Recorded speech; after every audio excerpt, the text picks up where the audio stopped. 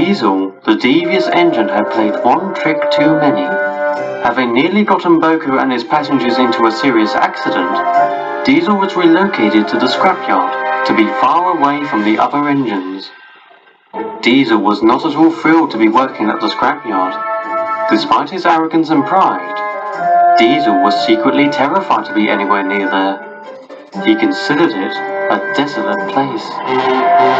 When he arrived that evening, a scruffy-looking foreman barked orders at him. "You're on night duty tonight. Do as you're told, and we won't have any trouble." "What are my duties?" Diesel said meekly. "You're a shunter, aren't you?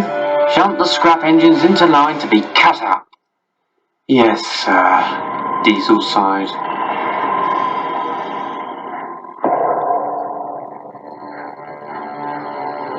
Diesel slumped over to the sidings, where he found many old rusted engines with scrap written in broad letters across their tanks. He gazed at their lifeless faces and was overcome with a sense of dread. He had never been to a scrapyard before, and didn't realize just how awful it was to see an engine who was no longer alive. Diesel felt sick and couldn't stand to look at the engines anymore. Shutting his eyes, he quickly shunted the engines into place. The cutters prepared their torches and soon began removing funnels, domes, smokebox doors, and everything in between. As Diesel sat and watched the cutters at work, many things were suddenly put into perspective for him. He had spent many years teasing the steam engines about how they would be scrapped to make way for the diesels. But in his teasing, he never stopped to think just how terrible it is to scrap an engine. Piece by piece, the engines were reduced to mere shells, and then into nothing altogether. These engines were once living, breathing machines, and now they were the same as all the other scrap iron. Diesel felt an overwhelming sadness for engines he had never met.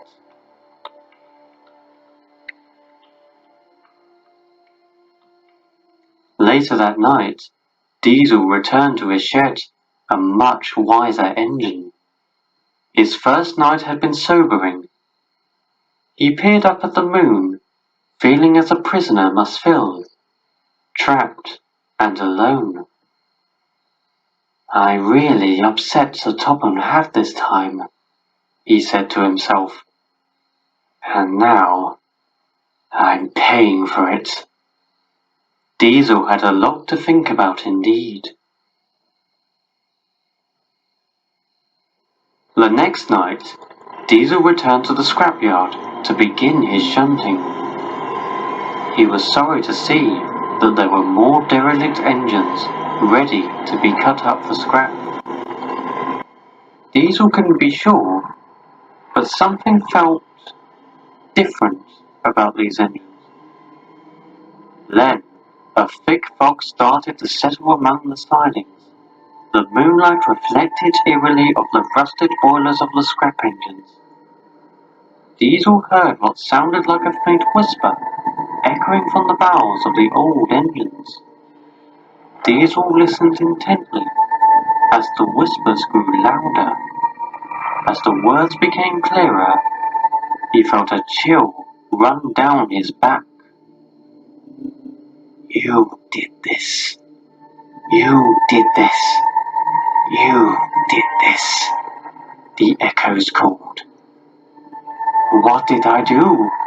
Diesel called. "You're the reason why we lost our way." "But I never sent anyone for scrap," he cried.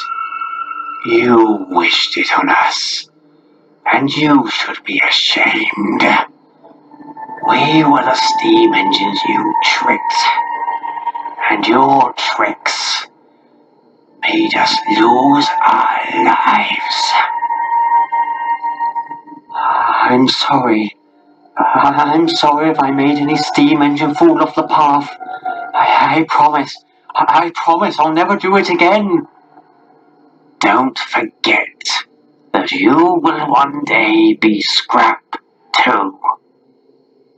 Then the whispers ceased, and the yard fell silent. The old engines stood tall against the night sky in their last stand against Diesel. Diesel didn't know what to say, but he knew that he needed to leave. Without speaking to anyone, he slunk silently away into the night. He didn't know where he was going, or what he would do, but anything was better than facing his demons in the cold, damp silence of the scrapyard.